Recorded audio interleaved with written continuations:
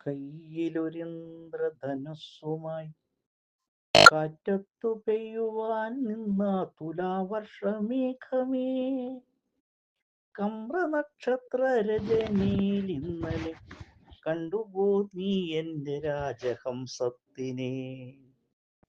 കാലമെത്ര കഴിഞ്ഞാലും എന്നും ചുണ്ടുകളിൽ തത്തിക്കളിക്കുന്ന കവിതയും ഗാനങ്ങളും ഈ മനോഹര തീരത്ത് നൽകി വിട പറഞ്ഞ വയലാർ. അദ്ദേഹം കുറിച്ചിട്ട വരികളിലൂടെ ആസ്വാദകർ ഇന്നും അലിഞ്ഞു ചേരുന്നു. തലമുറ ഭേദങ്ങളില്ലാതെ ഗാനങ്ങളും കവിതകളും ഒരുപോലെ ഒഴുകുകയാണ്. വയലാർ എന്നത് വിപ്ലവ ഭൂമിയാണ്. അതേപോലെ ഏകാന്തതയിലും ഉന്മാദത്തിലും ആനന്ദത്തിലുമെല്ലാം തേടിയെത്തിയ വരികളുടെ സൃഷ്ടാവിനെ ആലപ്പുഴ ജില്ലയിലെ ആ സ്ഥലനാമത്തിൽ മലയാളി ഹൃദയത്തിലേക്ക് ആവാഹിച്ചു. വെള്ളാരപ്പള്ളിയിൽ കേരളവർമ്മയുടെയും വയലാർ രാഘവപ്പറമ്പിൽ അംബാലിക തമ്പുരാട്ടിയുടെയും മകനായി വയലാർ രാമവർമ്മ 1928 മാർച്ച് 25 ജനിച്ചു. അച്ഛന്റെ മരണമാണ് രാമവർമ്മയുടെ ഓർമ്മയിൽ തങ്ങി നിൽക്കുന്ന ശക്തമായ ശൈശവകാല സംഭവം.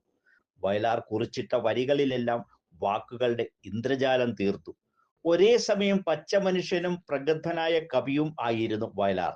ഒരു സാധാരണ മനുഷ്യനിൽ നിറയുന്ന വികാരങ്ങളോടെ പാട്ടിലെ ആദ്യ വരി എഴുതുന്ന വയലാറിന്റെ അടുത്ത വരിയിൽ കാണുക പകരക്കാരനില്ലാത്ത കവിയെ ആയിരിക്കും. മനുഷ്യവികാരങ്ങൾ മാത്രമല്ല വയലാറിന്റെ തൂലികത്തുമ്പിൽ നിന്നും ഉതിർന്നു വീണത്. ചോര തിളയ്ക്കുന്ന വിപ്ലവ വരികളും പിറന്നിട്ടുണ്ട്. വയലാർ എഴുതിയ ഓരോ വാക്കിനും കഥകൾ പറയാനുണ്ടാകും. കൂടപ്പിറപ്പ് എന്ന ചിത്രത്തിൽ കെ രാഘവൻ മാസ്റ്ററിന്റെ സംഗീതത്തിൽ 10 ഗാനങ്ങൾ എഴുതിക്കൊണ്ട് 1956 ആദ്യ സിനിമാ പ്രവേശനം. 1972 മികച്ച ഗാനരചയിതാവിനുള്ള ദേശീയ അവാർഡ് ലഭിച്ചു.